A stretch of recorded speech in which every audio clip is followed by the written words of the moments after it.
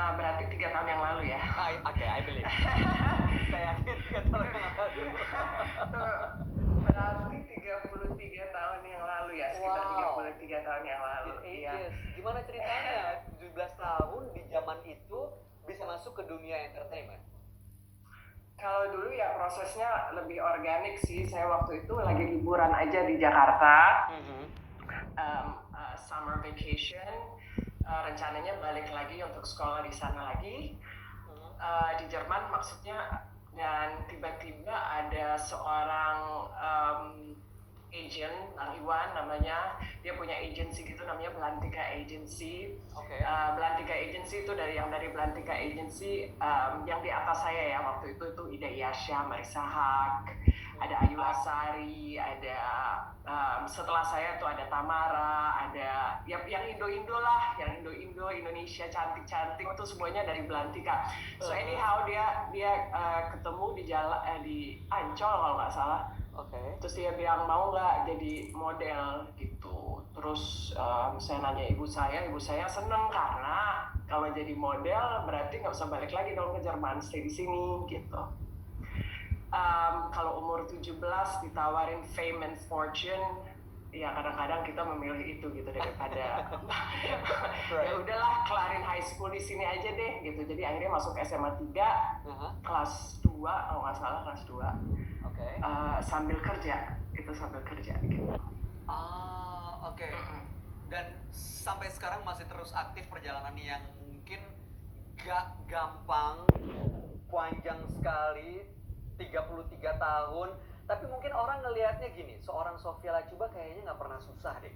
Papa mamanya kehidupan, udah gitu karir juga oke, udah gitu anaknya juga punya prestasi. Bener gak sih kalau ada anggapan kayak gitu? Nggak pernah susah. Tanya Abu aja pernah susah gitu. Bapakmu tahu betul ya. Dan biasanya momen-momen seperti apa tuh yang membuat seorang Sophia Latjuba merasa tidak nyaman? Manusia tuh nggak luput dari kesusahan ya. Yang kaya harta walaupun dan yang miskin gitu, semua stress levelnya pasti sama. Gitu, orang yang punya jutaan dolar di bank account kalau lagi stres ya stres gitu, dan level stresnya sama, itu saya udah research. Jadi saya pun tidak luput dari itu gitu, apalagi saya history saya sudah 2 kali perceraian gitu, lumayan banyak hubungan yang kandas juga di jalan gitu. Jadi ya banyak sekali momen yang sulit gitu, financial pun juga gitu. Jangan pikir saya nggak punya kesulitan financial kadang-kadang, apalagi waktu pindah ke LA kan. Tapi yang tadi pertanyaannya apa ya? Iya, momen-momen seperti apa yang mungkin momen nggak nyaman yang pernah Sophie lewatin. Tapi ternyata dari cerita Sophie ya sama aja seperti kita semua ya, momen-momen yang dilewatin, stres levelnya juga ada dalam kondisi yang mungkin berbeda. Nah, setiap orang kan pasti punya kemampuan untuk bisa struggle, bisa keluar dari masalahnya. Saat Sophie mengalami hal seperti itu yang tidak nyaman, yang mungkin lagi stres gitu ya, how did you deal with those stress? Mungkin saya juga karena saya dibesarkan di di keluarga yang mempunyai mindset. Kalau nenek saya di Jerman kan dia Holocaust survivor gitu. Jadi apa yang dia alamin dibandingin apa yang saya alamin itu nggak ada apa-apanya gitu. Jadi salah satu ya saya belajar dari itu. Kalau nenek saya bisa, saya juga harus bisa. Itu nomor 1. Kedua, orang tua saya khususnya ibu saya mempunyai mindset suck it up. Hidup emang sulit gitu. Buat apa lama-lama kita sedih? Nggak ada gunanya juga. Terus ketiga, dan ini agak sulit sih, ini perlu disiplin tiap hari gitu. Kita harus remind ourselves bahwa kita jangan selalu cari happiness gitu. We need to be happy, tapi happiness itu cuman sementara kan. Happiness is only a moment. Kesedihan juga, kesulitan juga, everything will be over gitu. Jadi yang kita cari itu sebenarnya peace, content. dengan apapun yang kita ada, jadi jangan tergantung happiness. Gitu. Don't I wanna be happy. Yes, I wanna be happy, tapi besokannya it can be taken away from you.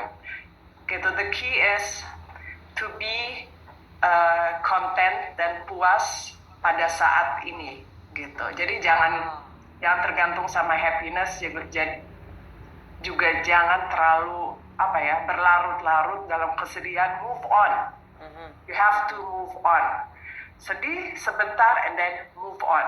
Try everything. Orang-orang beda-beda. Bisa olahraga, bisa kerja, bisa ada yang punya anak-anak, ngurusin anak-anak, ada yang be a good friend gitu, be a good child. Ini maaf ya, saya pakai laptopnya Eva, ini bunyi-bunyi ini saya nggak tahu. It's okay, nggak apa-apa, kita bisa mendengarkan dengan jelas. Gitu, so the key is to be content in the moment, gitu, and move on. Kalau ada yang nyakitin, don't play victim. I see. Gitu, okay. It's our choice kok. Everything is our choice. Our life is our choice. Gitu, ini segala sesuatu bukan kebetulan. Dan value-value ini disampaikan juga nggak nilai-nilai ini ke Eva? Karena kalau tadi kan dari grandma, dari nenek gitu ya, menyampaikan value bagaimana ya apapun yang terjadi hadapin gitu ya. Nilai-nilai apa yang Sophie tanamkan ke Eva dan juga anak-anak? More like living by example aja sih. Gitu. Karena Eva memang anak-anak emang lihat saya tuh santai banget gitu. Kalau ada masalah gitu, kalau mau ada bom di depan rumah juga palingan Oke, solusinya apa gitu, lebih ke solusi sih. What is the solution? Karena kita emang sebagai seorang ibu, saya menjadi seorang ibu udah 28 tahun. Wow. Ya memang begitu, harus begitu kan. Seorang ibu ya, I'm the kepala rumah tangga, I'm a single mother for so many years. Ngapain kita panik 5 menit and then find a solution. Jadi Eva dan Manu mereka lihatnya ini mama kok santai banget sih gitu.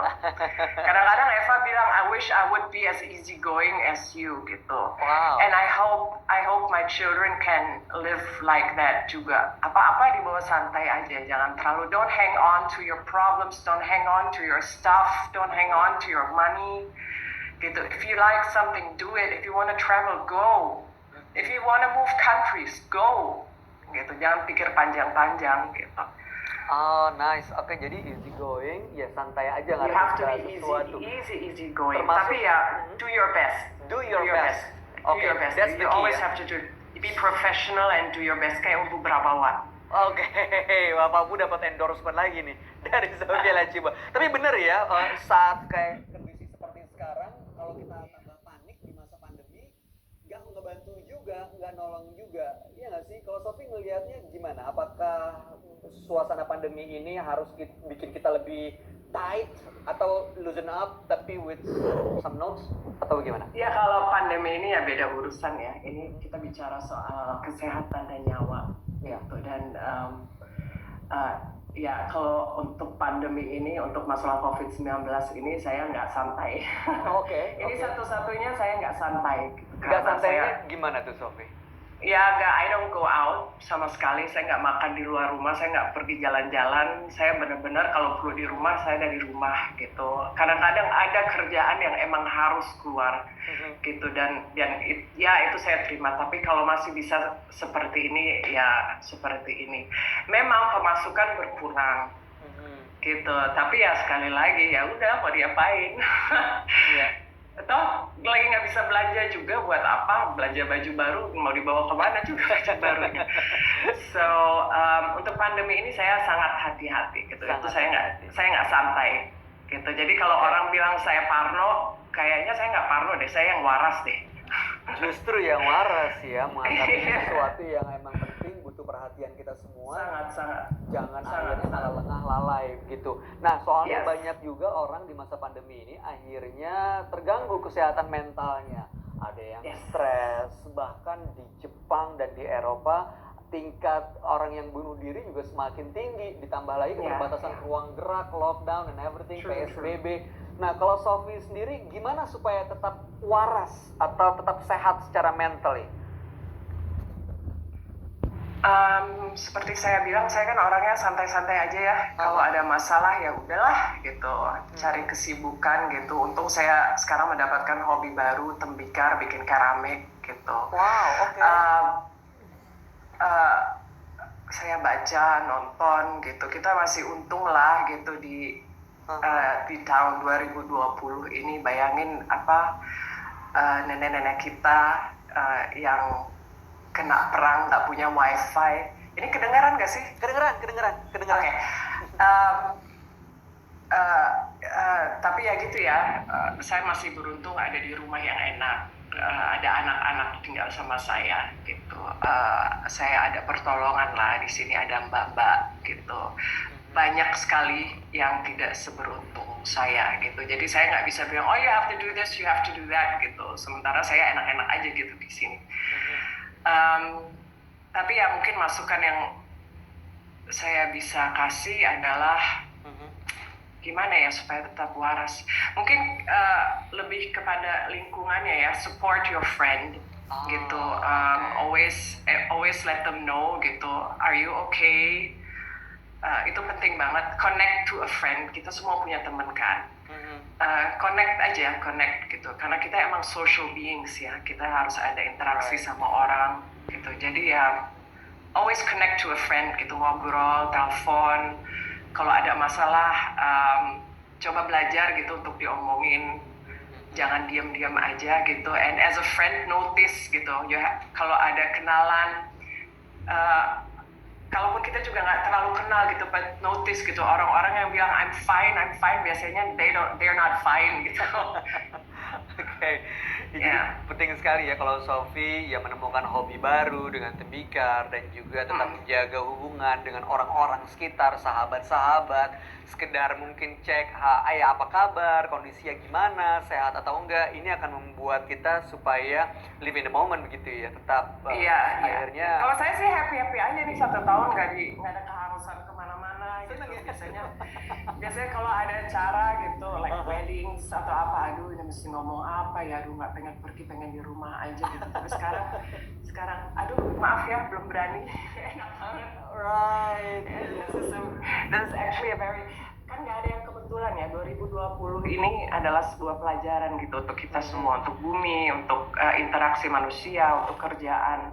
Gitu. Jadi ya make the best out of it gitu. Complain less itu dia. Jadi salah satu kuncinya adalah ya mengeluhnya dikurang-kurangin begitu ya, Sophie. Iya, be grateful aja. Grateful. Pasti satu dalam hidup kita ada satu pun yang kita harus grateful for. Jadi bangun, just be grateful. It's a discipline, emang nggak gampang gitu. Oke. Nggak gampang, tapi we have to be grateful buat hal sekecil pun. Nggak gampang, tapi kita harus bersyukur untuk hal sekecil apapun. Harus dilatih itu harus dilatih. Right, harus dilatih. Nah, saat ini banyak juga orang-orang yang terkena impact atau dampak dari pandemi. Di antaranya mereka adalah tulang punggung keluarganya. Mungkin Sophie kan juga sebagai tulang punggung keluarga, boleh nggak bercerita, memberikan inspirasi, memberikan semangat buat teman-teman kita tulang punggung keluarganya yang mungkin saat ini menghadapi situasi yang kurang menguntungkan. Apa yang harus kita kelola di mindset kita sebagai tulang punggung supaya tetap bisa semangat menjadi ya tulang punggung dan juga inspirasi bagi keluarganya?